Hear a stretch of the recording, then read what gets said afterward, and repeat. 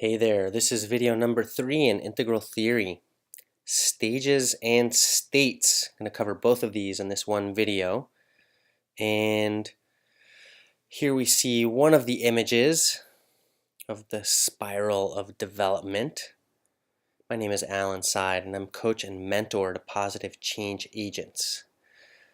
So, Marcel Proust tells us that the real voyage of discovery consists not in seeking new lands, but in seeing with new eyes.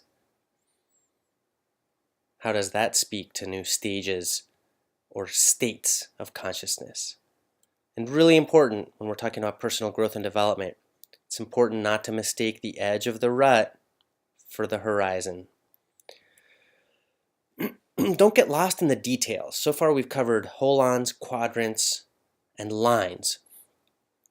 And this material can be a little disorienting, but in time, I'm confident that you'll get to put it together. These are orienting generalizations, if you will. When we're talking about quadrants and lines and levels, they're giving you very broad strokes. And experts, the specialists in all these different fields, are the ones really filling in the blanks in this larger integral framework. So let's just review the 4 quadrants. We notice that everything has these 4 dimensions and can be viewed from each of these 4 perspectives. Everything in the world has an individual expression, a collective expression, and it also has an interior and an exterior. Empirical science can tell us about the right-hand quadrants only. These are the things that can be weighed and measured. The left-hand quadrants have depth and therefore have to be interpreted. So we've got the upper left, the upper right, lower left, and lower right. Also known as I, we, it, and its. Intentional, experiential, intrapersonal, subjective would be the upper left. The lower left we have the interpersonal, intersubjective, and cultural. The upper right, the individual exterior, physiological, behavioral, objective. In the lower right is where we find systems. We can call this space interobjective. It's the objective world that we all share. And it's social as opposed to cultural. For a more full treatment on the 4 quadrants, check out the video on the 4 quadrants. And just briefly reviewing lines, development is uneven, and the map is not the territory. One way to think about lines is like multiple intelligences. I'm better at some things than others. Human growth and development is not linear. So here we have person 1 and person 2 with various lines of development. This is just a made-up example. From pre-conventional to conventional to post-conventional.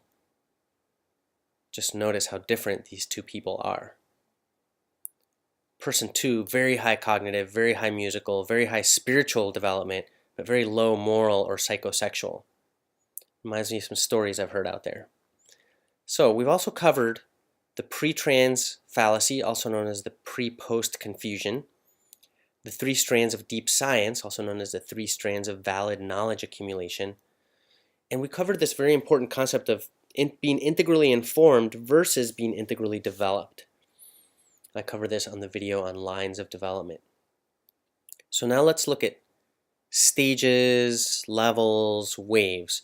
In some ways these are synonyms, but they do have some important distinctions. There's a wonderful resource you can look up called the AQAL Glossary.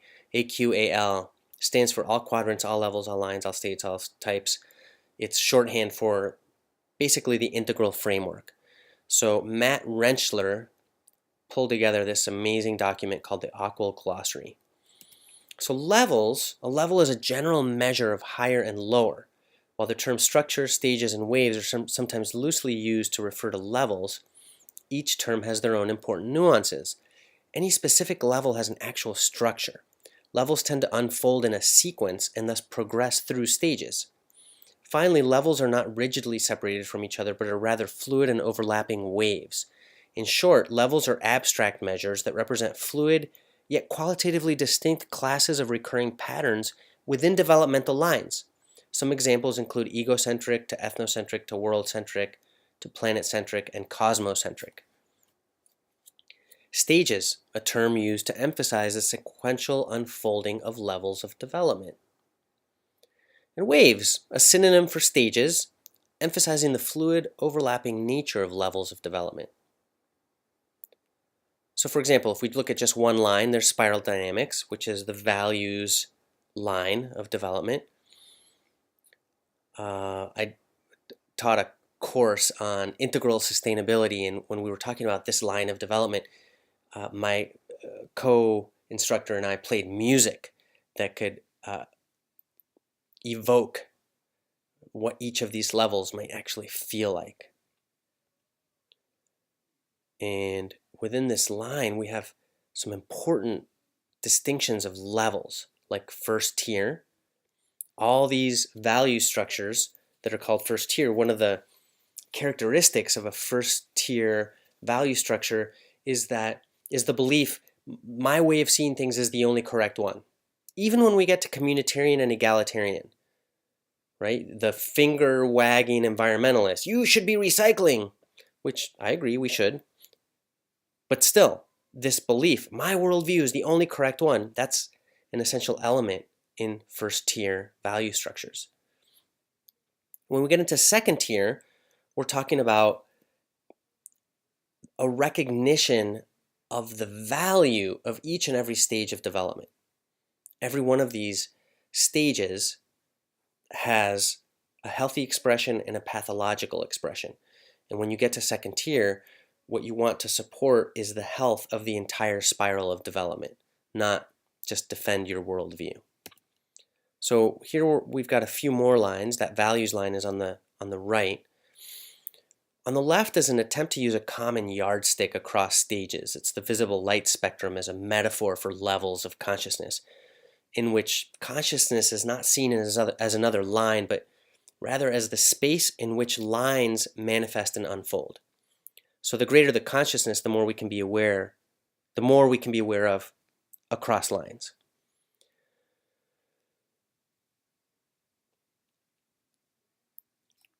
Here we have a few more lines of development.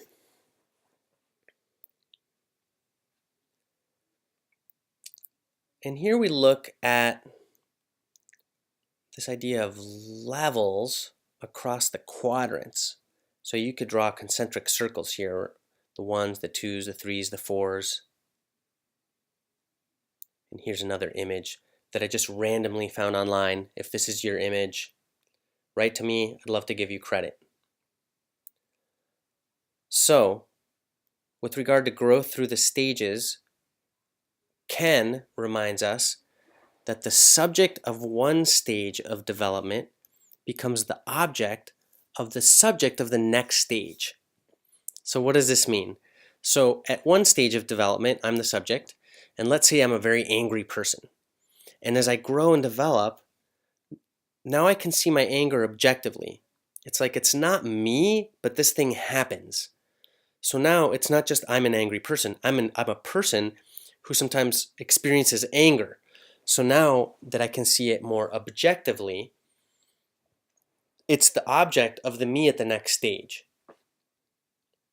So the subject of one stage of development becomes the object of the subject of the next stage. So as you grow, you become unattached, so to speak, to that previous stage. And you can now see it and appreciate it more objectively. Okay, so let's talk about, that was stages, let's talk about states.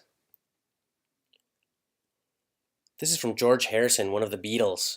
He says, through all ages, great saints have remained as living proof that this non-temporary, permanent state of God consciousness can be revived in all living souls. George Harrison. So, talking about states,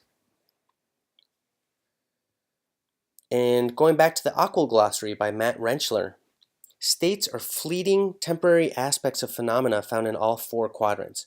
In the upper left, for example, there are the three great natural states of waking, dreaming, and deep dreamless sleep. meditative states, and peak experiences, all of which can be accessed by virtually any level of development. Other examples of states include brain states in the upper right, cultural states, for example, mass hysteria in the lower left, and weather states in the lower right. These are just examples. State stages are states that unfold in a sequence, usually as the result of training. State stages generally move from gross experience to subtle experience to causal experience to non-dual. Altered states, also known as non-ordinary states of consciousness. There are at least two major types of altered states: exogenous or externally created, for example, drug-induced or a near-death experience, and endogenous or self-created, including trained states such as meditative states. In my work in nonviolent communication, when I do a transformational role play with someone, I can get in this interiorly induced state where I actually become the person I'm role playing. It's the closest thing I've ever found to channeling, and it's quite remarkable. I don't exactly know how it works, I just know that it works. Meditative states, phenomenological experiences that result from specific types of attention deployment or training. Meditative states can progress, see state stages, from a basic wakefulness of gross phenomena to subtle phenomena to causal phenomena to non-dual. As we mentioned earlier, states can be found in all four quadrants. For example, states of matter. Water can go from solid to liquid to gas. So those are states of matter in the upper right quadrant, for example, or in the lower right quadrant. For the purposes of this discussion, we'll be focusing mostly on states in the upper left quadrant. As I mentioned in my video on drugs and higher consciousness, every person experiences these three fundamental states in a regular 24-hour period: waking, dreaming, and deep sleep. That's in the upper left. And then they do have correlates also in the upper right. We have our gross physical body, but we also have a subtle body and a causal body. Question everything I say and check it out for yourself. Now, some states of consciousness can be drug-induced, but there are also many practices that induce certain states. These can include yoga, meditation, centering prayer, fasting, vision quest, and many others. This beautiful painting is by Alex Gray. Go to alexgray.com. Send this man some money. I would like to see him thriving. Here we have the chakras, representative of energy centers in our body. Some important things to note about states. By definition, states are temporary. They come and they go. This is as opposed to stages, or levels or waves, which by definition are stable aspects of our experience. We grow into stages through practice. Really important, as I mentioned in the video on drugs and higher consciousness, we don't want to mistake states and stages, or to try to grow a stable experience only through state seeking. States can be extremely important because their impact or significance can stay with us and change our lives forever.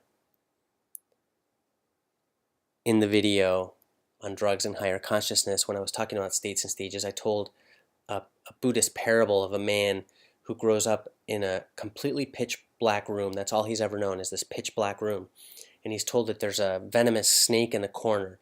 So he grows up in deep fear, just terrified. And one day somebody comes in and switches on the light and leaves the light on for 5 minutes. And the person who grew up in this room notices that in the corner there's not a snake, it's a rope. And then the light goes back out and this person's in darkness again. So they've grown up in darkness and they're in darkness their whole life, but they had this 5 minutes of illumination. And even though they're back in darkness again right after that, their whole life is transformed because now they don't live in this state of terror of a poisonous snake in the corner. Now they know it's a rope. So even though you have a state experience that can be brief, it can actually change your life. A peak experience, therefore, can act like a magnet and guide our growth and development. States are interpreted according to whatever level or stage of development that we're at. So when I have a state experience, for example, if I'm at a spiral dynamics blue, or what Paul Ray calls a traditional worldview, and I have a transcendent state experience, I might literally think I saw Jesus Christ. But if I'm at the next stage of development, I might feel like I became one with Gaia. And like that, at each stage, we experience the states through whatever stage we're at. They become translated or filtered or mediated through the stage or level or wave that we're at. States can be experienced at any stage of development.